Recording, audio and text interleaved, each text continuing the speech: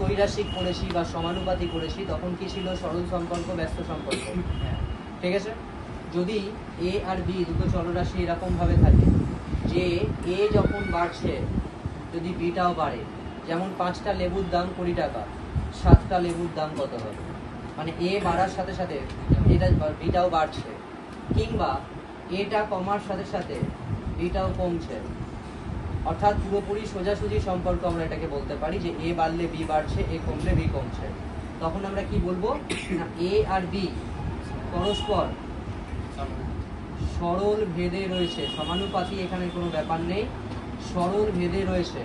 এটাকে ইংলিশে বলা হয় A is directly proportional to B. এটাকে সিম্বলিক্যালি আমরা লিখি এ ভ্যারিজাস টু বি। এটাকে বলা হয় ভেদের চিহ্ন বা ভ্যারিজাস চিহ্ন বা প্রপোর্শনাল চিহ্ন। এটা হচ্ছে সরাসরি রয়েছে, তাই A is directly proportional to B. ঠিক আছে। এবার এই যে ভেদ, এই যে এখানে আমরা দেখতে পেলাম ভেদের যে চিহ্নটা বললাম, এই ভেদের চিহ্নটা তুলে আমরা যদি এখানে একটা সমান চিহ্ন আনতে চাই তাহলে কি করতে হবে? আমাদের একটা ধ্রুবক দিয়ে গুণ করতে হবে, সেটা বাঁ দিকে হোক বা ডান দিকে হোক, যে কোনো একদিকে একটা ভেদ ধ্রুবক দিয়ে গুণ করতে হয়। আমরা এই জিনিসটার অ্যাপ্লিকেশন করেছি, যেটা হচ্ছে কি না ফিজিক্যাল সায়েন্সের গ্যাসের ধর্ম চ্যাপ্টার, বয়েলস ল, চার্লস লতে। ওখানে কি ছিল? চার্লস লতে ছিল যে গ্যাসের আয়তন তার পরম উষ্ণতার সাথে সরল ভেদে পরিবর্তিত হয়, মানে V proportional to capital T ছিল পরম উষ্ণতা। ঠিক আছে। তো এখানে তারপরে কি হয়েছিল? ভি ইকুয়াল টু একটা ভেদ ধ্রুবক নিতে হতো। তো এখানেও ঠিক তাই, এই প্রপোর্শনাল চিহ্ন তুলে একটা ভেদ ধ্রুবক নিলে একটা ভেদ ধ্রুবক দিয়ে গুণ করতে হবে। এটাকে কি বলা হয়? অশূন্য, মানে এটা শূন্য হবে না এরকম একটা ভেদ ধ্রুবক। এখান থেকে কি করা যাচ্ছে? শূন্য ছাড়া যা খুশি হতে পারে, হতে পারে, না হওয়ার মতো কোনো কারণ নেই। ঠিক আছে। প্র্যাকটিক্যালি হয় না, কিন্তু এমনি যে কোনো ক্ষেত্রে এটা সম্পর্ক হতে আসতেই পারে। এবার ব্যাপারটা হচ্ছে যেটা বললাম যে এ বাই বি ইকুয়াল টু কি হচ্ছে? তাহলে ধ্রুবক। মানে কি দেখা যাচ্ছে? এ বাই বি বলতে দুটো চলরাশির অনুপাত।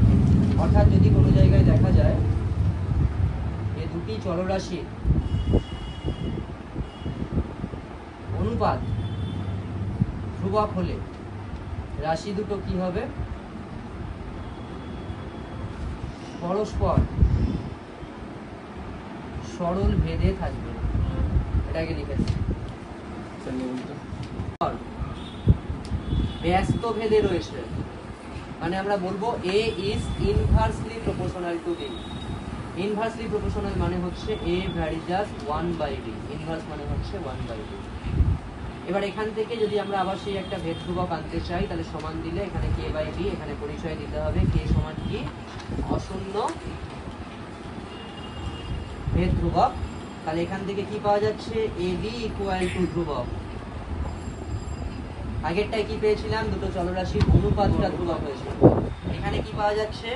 দুটি চলরাশি গুণফল ধ্রুবক হলে রাশি দুটি কিরকম ভাবে থাকবে? ব্যস্ত ভেদে থাকবে। এটা হচ্ছে সম্পর্ক। ঠিক আছে।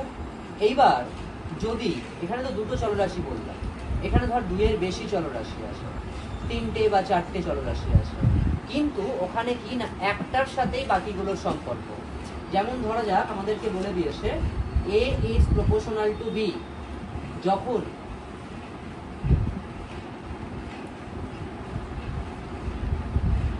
A is proportional to B যখন C আর D এই দুজনেই হচ্ছে স্থির। আবার বলেছে A is proportional to 1/C যখন কি B আর D টা স্থির। আরেকটা বলেছে A is proportional to D square যখন B আর C এই দুটো স্থির। অ্যাকচুয়ালি এখানে প্রথম যে জিনিসটা দেখতে হবে সেটা হচ্ছে 4টে চলরাশি আছে ABCD, কিন্তু সবকটারই সম্পর্কটা কিসের সাথে বেরোচ্ছে? A এর সাথে। A এর সাথে বাকিগুলোর সম্পর্ক বেরোচ্ছে। তাই জন্য বাঁদিকে সবকটাই A আছে। দেখ, এর সাথে B এর সম্পর্ক, এর সাথে C এর সম্পর্ক, এর সাথে D এর সম্পর্ক। যখন আমরা A এর সাথে B করছি তখন বাকি দুটো স্থির বা ধ্রুবক থাকছে। আবার যখন A এর সাথে C এর সম্পর্ক দেখছি তখন বাকিগুলো ধ্রুবক থাকছে। A এর সাথে D করছি তখন বাকিগুলো ধ্রুবক থাকছে, কিন্তু বাঁদিকটা সবকটার সেম থাকবে। এরপর এখান থেকে আমরা কি বলতে পারি, যৌগিক ভেদের উপপাদ্য অনুসারে, যৌগিক ভেদের উপপাদ্য অনুসারে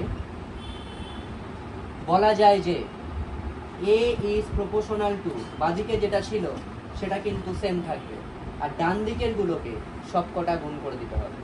ডান দিকে কি কি আছে, বি আছে, 1/c আছে, ডি স্কোয়ার আছে, এগুলো যদি আমরা প্রোডাক্ট করি বা গুণ করি তাহলে কি হয়েছে, বি আর ডি স্কোয়ারটা উপরে থাকছে বাই সি, কিন্তু কখন, যখন বি সি ডি প্রত্যেকেই চলরাশি, মানে কেউই কিন্তু এখানে আর ফিক্স থাকবে না বা স্থির থাকবে না, যখন প্রত্যেকটাই পরিবর্তনশীল হবে তখন হচ্ছে এই সবকটা নিয়ে সম্পর্কটা পাওয়া যাবে।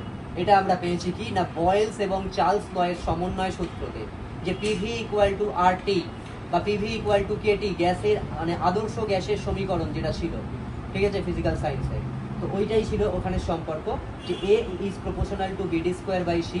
তাহলে এখান থেকে আমরা যদি একটা ভেদ ধ্রুবক নিতে চাই তাহলে কি হবে, K into B D square by C, যেখানে কি পরিচয়টা দিতে হবে, কে সমান কত, অশূন্য ভেদ ধ্রুবক। ব্যাস, এই হচ্ছে যৌগিক ভেদের উপপাদ্য। এরপর আমরা আস্তে আস্তে করে অঙ্কতে ঢুকবো।